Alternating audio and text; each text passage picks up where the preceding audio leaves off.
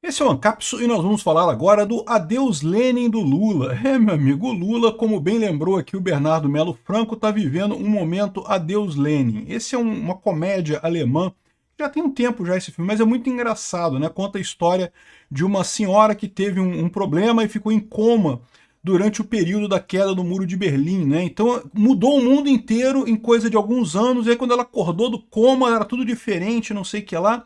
E a situação remete muito ao que o Lula está vivendo hoje, né? O Lula é um cara velho, na pior acepção da palavra.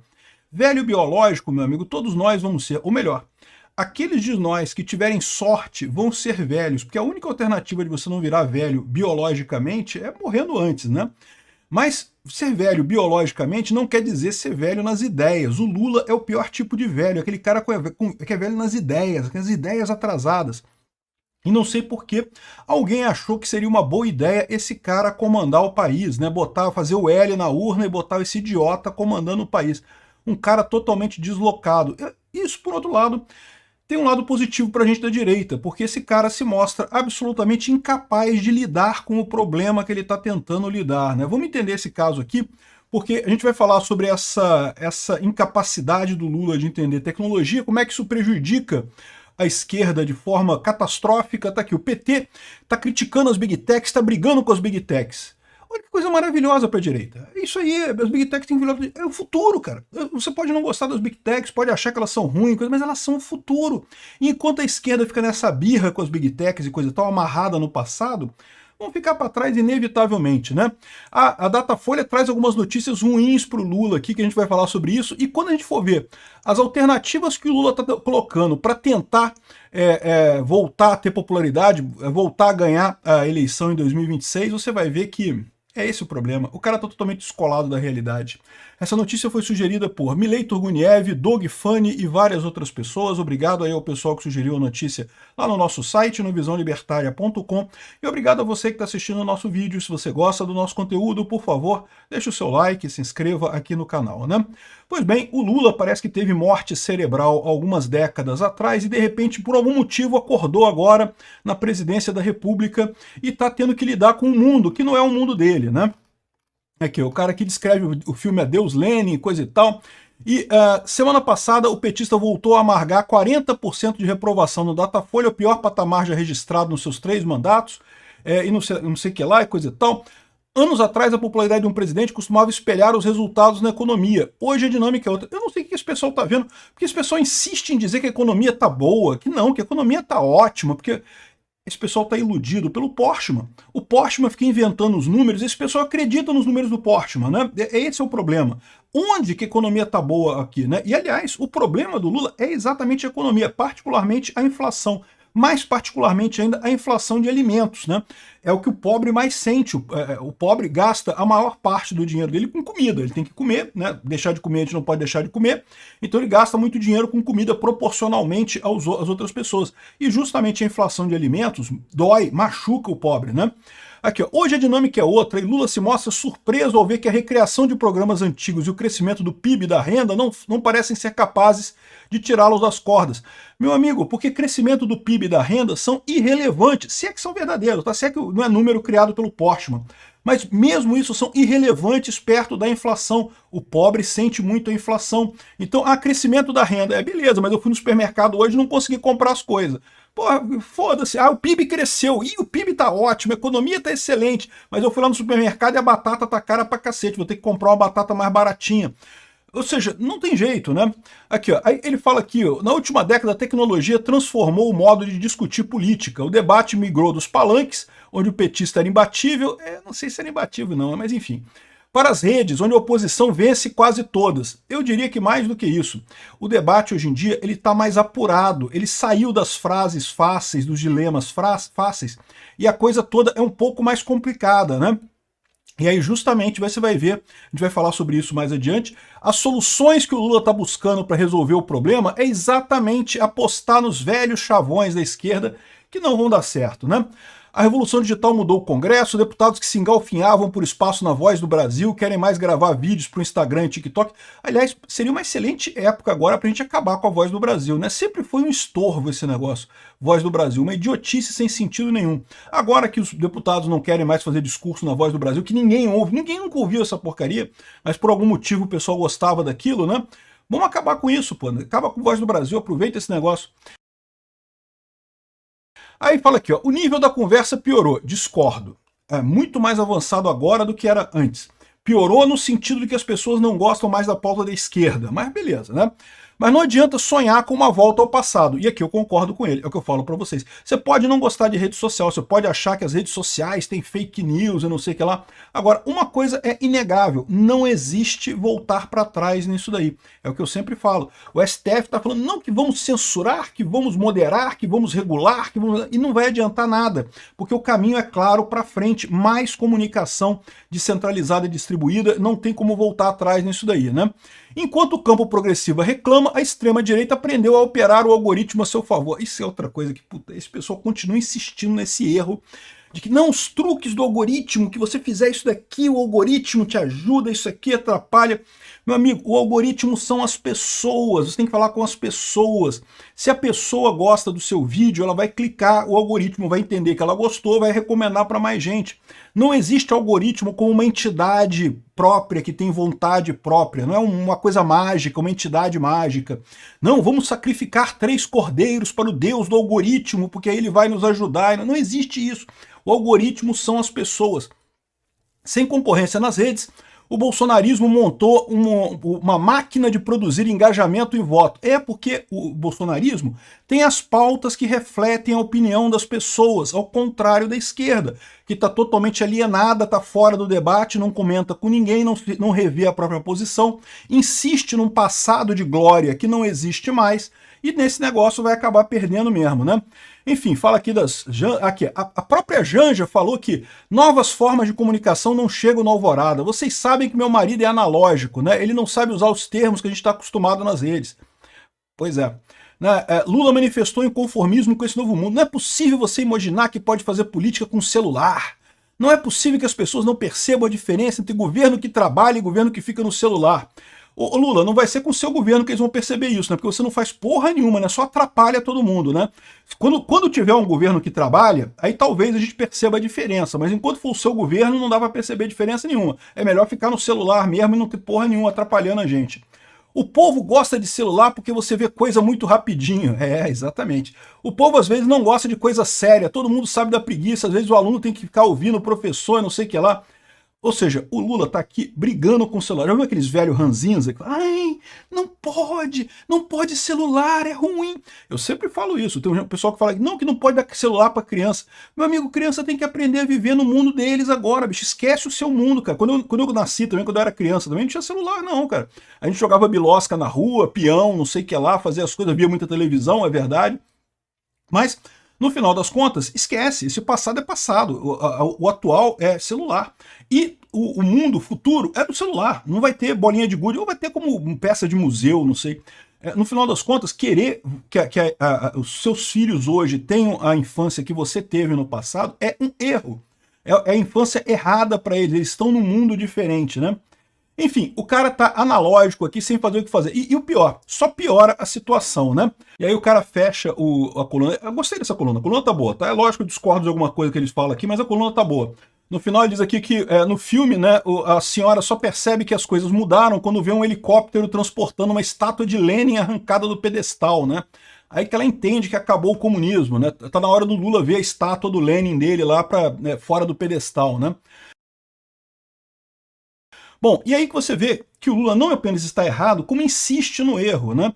Eu já falei para vocês que as Big Techs todas estavam do lado da esquerda, a coisa de 2 anos atrás, na época da pandemia. Eu quase perdi meu canal por causa das minhas opiniões na pandemia, eu tive vídeos bloqueados aqui, quase perdi meu canal. Por que isso? Porque as Big Techs estavam todas do lado da esquerda. O X estava do lado da esquerda, o YouTube estava do lado da esquerda, o Facebook, Meta, todo mundo do lado da esquerda. Aí, o que aconteceu? A esquerda começou a querer cada vez mais censura, mais censura, mais censura. Como o próprio Mark Zuckerberg falou, Olha, quando o Trump ganhou em 2016, vocês reclamaram que era por causa das redes sociais. A gente implementou todos os controles que vocês falaram que tinha que controlar, de controlar o discurso, de proibir as pessoas de falar isso, de falar aquilo, de banir pessoas e não sei o que lá. E o Trump foi em 2024 e ganhou de novo. Ou seja, não adianta. O problema da censura na rede social é que ele não resolve o problema que a esquerda acha que ele vai resolver. A esquerda, o STF, esperam que essa regulamentação da mídia que eles estão fazendo vai fazer com que ninguém mais critique o STF, ninguém mais critique o Lula, que todo mundo volte a gostar do Aécio, todo mundo volte a gostar do PSDB. Isso não vai acontecer, meu amigo, esquece, já era, isso é passado. Daqui para frente vai ser, é mais pro lado do Bolsonaro. O Brasil arrisca abandonar Bolsonaro no dia que surgir alguém mais radical que o Bolsonaro. Esse pessoal que está no meio do caminho, meu amigo, já era, já ficou pelo meio do caminho. Aí, o que aconteceu? Como o pessoal continua insistindo em censura, censura, censura, o que as Big Techs fizeram? Elas não querem morrer. Se tiver censura absoluta, elas perdem dinheiro. E repara, elas perdem dinheiro e não quer dizer que as pessoas não consigam trocar ideias na internet, tá? Porque isso continuaria do mesmo jeito. Só que iria para plataformas menores, daí a Meta perderia dinheiro, o X perderia dinheiro, o YouTube perderia dinheiro. As Big Techs perceberam que a única maneira delas sobreviverem é apoiar a direita. E aí que o pessoal foi para a direita. E aí, para ajudar a gente, a esquerda continua, não, que eu não quero conversar, que Big Tech é todo mundo mal. Não quero mais mexer com Big Tech. Querem se agarrar ao passado deles. Ai, no meu passado da ditadura de 64 era tão bonito. A gente imprimia jornalzinho comunista, ia distribuir jornalzinho comunista na rua. Ai, eu quero voltar para o passado. Infelizmente, o passado não volta, meu amigo. Vocês estão fodidos. Estão abandonando o futuro. Eu fico muito feliz. Tá certo. Parabéns. Continuem assim, continuem ignorando as Big Techs, brigando com elas, tratando elas como inimigos de vocês. Continuem desse jeito. O pessoal vai descobrir rapidamente onde é que eles vão chegar com isso, porque é o que eu falo para vocês. Uma coisa é certa, o caminho é esse, né? Aí, junto disso, a gente vê o Datafolha, né, que conforme a Folha de São Paulo agora percebeu que ficou muito feia o apoio que deu para o Lula na divulgação da matéria, e agora ela coloca aqui que, olha, a pesquisa da Datafolha tem muita notícia ruim para o governo e notícia boa para a oposição. Lembra que a matéria de ontem na Datafolha era não porque o Lula ganha de todo mundo, que o Lula é fantástico, é lindo, tem coxas grossas e não sei o que lá, e não é... Agora já mudaram o assunto. Não, que ele tem boas notícias para a oposição. Qual que é a boa notícia, né? Vários candidatos ligados a Bolsonaro ganham do Lula no segundo turno.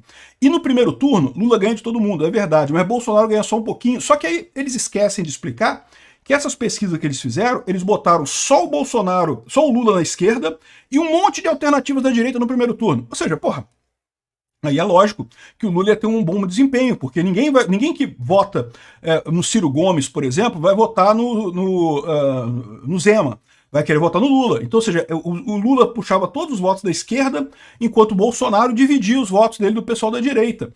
É lógico que se botasse menos casos ali, o Bolsonaro ganha. Tanto que no segundo turno o Bolsonaro ganha do Lula, né? E os outros casos, né? O Eduardo Bolsonaro, a Michele Bolsonaro, o Tarcísio. A Michele e o Tarcísio empatam numericamente, empatam na margem de erro com o Lula no segundo turno. E o Eduardo Bolsonaro aumentou muito, cresceu muito, ou seja, diminuiu a diferença dele para o Lula no segundo turno. Até o Flávio Bolsonaro aparece com alguma chance no segundo turno, competindo com o Lula. Ou seja, isso é uma má notícia para o Lula. Ele perdeu totalmente aquela aura de invencibilidade que ele ganharia em 2026 de qualquer coisa, de qualquer jeito, né? Então, ele fala aqui que, mas a candidatura do Bolsonaro é apenas simbólico, dado o obstáculo jurídico de Bolsonaro, que não sei o que lá e coisa e tal. Obstáculo jurídico, diga-se de passagem, absurdo, né? Obstáculo jurídico venezuelano que vocês estão impondo a ele, né? Até o Cafezinho, que é de extrema esquerda, reconhece que o Lula tá mal aqui, ó. Datafolha sinaliza vida difícil para o Lula no eventual segundo turno. Muito ruim a situação. Mas beleza, aí você vai ver assim, não, mas o Lula tá planejando coisas para melhorar a sua popularidade, para conseguir ganhar a eleição. O que o Lula tá planejando? Vamos ver aqui, né? Ó, foco no mais pobres, a rota de Lula para recuperar a sua popularidade. Vamos ver o que o Lula tá querendo fazer para recuperar a popularidade. Ele já falou um monte de coisa. Não que eu vou fazer discursos, que eu vou fazer programa de gás para todos, luz para todos, sei lá o que para todos, pé de meia para todos. Aí agora ele está fazendo o seguinte aqui, ó. Medidas de impacto imediato, ajuste no discurso e apelo à narrativa de risco versus pobres. Você tem visto o Haddad falar isso, né? Não porque a gente vai botar imposto nos ricos para prejudicar os ricos, para ajudar os pobres e não sei o que lá. De novo, o que ele está errando aqui? A mesma coisa que eu falei para vocês. A informação descentralizada e distribuída quebra essas narrativas de palavras fáceis, de discurso fácil, porque você começa a ver o que está por trás disso. Tá, mas o que é esse negócio de rico versus pobre? Ah, vou botar mais imposto nos ricos. Vou botar mais imposto no rico, quem vai pagar é o pobre, meu amigo. O pobre que vai se fuder nessa parada, não tem como não. Esse troço aí é uma idiotice, e as pessoas percebem isso, as pessoas instintivamente percebem isso. Então, aí tá querendo aqui, ó, aproximação de trabalhadores hoje distantes da esquerda como entregadores. De novo, o Lula insistindo nesse negócio que tem que dar direitos trabalhistas. E eu já expliquei para vocês o problema disso. Vivíamos, até pouco tempo atrás, na época do Lula, uma economia cujo foco era a industrialização. A industrialização, você tem realmente aquela figura do dono da empresa. A pessoa que trabalha na empresa, né, ela interage basicamente com o dono. Então o Lula conseguiu oferecer um monte de coisa para esse pessoal porque ficava muito fácil. Não, você vai ter salário, 13º salário. Ei, que bacana, que legal, e coisa e tal. É o patrão que vai pagar, você não percebe o ruim disso. Mas isso é ruim, porque se o patrão tiver que te pagar, ele vai ter que aumentar o preço do produto. E se ele aumentar o preço do produto, vende menos. E se vende menos, ele vai ter que demitir gente. Então todo mundo vai ganhar 13º, mas uma parte vai ser demitida. Isso não é necessariamente bom para o trabalhador. Quando você vai para uma economia de serviços, que é o que a gente tem hoje, que são os entregadores, por exemplo, você tem um contato muito mais direto com o cliente final. Você percebe essas coisas. Olha, o cara do Uber fala assim, não, seria ótimo se obrigasse o Uber a pagar INSS para os motoristas, né? Ah, excelente, só que isso daí vai aumentar o preço da corrida, né? É óbvio que vai aumentar o preço da corrida, né? E no que aumentar o preço da corrida, vai ter menos corrida, né? E se tiver menos corrida, o que acontece com o que você ganha? Você ganha menos, né? Exatamente, então não tem jeito. Você se ferra de um jeito ou de outro. O governo não mexer com nada é o melhor possível. O Lula continua insistindo em frases de efeito e em tentar a mesma fórmula que ele usava antes, né? Aí ele fala aqui que não, que o discurso de ricos versus pobres, não sei o que lá, que o IOF atingiria apenas os donos de cobertura e não sei o que lá. É, meu amigo, o problema é isso, o pessoal percebe que está sendo enganado com essa história, né?